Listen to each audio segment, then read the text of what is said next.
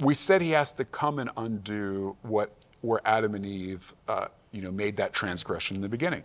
So what's interesting is that in Hebrew, Adam, the name of the first man, is actually seen as an acronym. The Aleph stands for Adam, the D stands for King David, and the M of his name stands for the Messiah.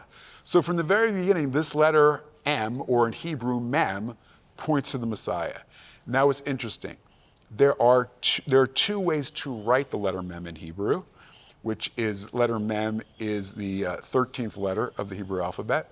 There is an open Mem, which happens at the beginning of a word or the middle of a word, and there is a closed Mem that kind of looks like a square where you only use it at the end of the word. And so we said in this Isaiah 9 passage, it says, and it'd be called Prince of Peace, right, and all the other names. And it says, and of the increase of his government, there shall be no end.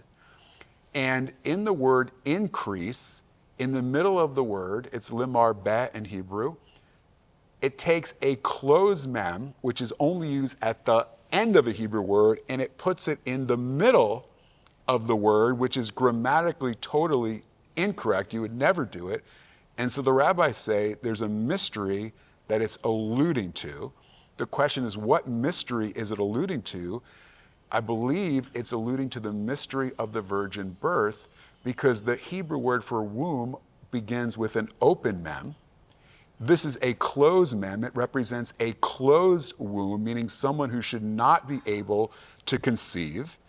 And the rabbis say the open mem refers to Moses, the first redeemer. The closed mem, which only happens at the end of the word, the final letter of the word, points to the final redeemer, the Messiah.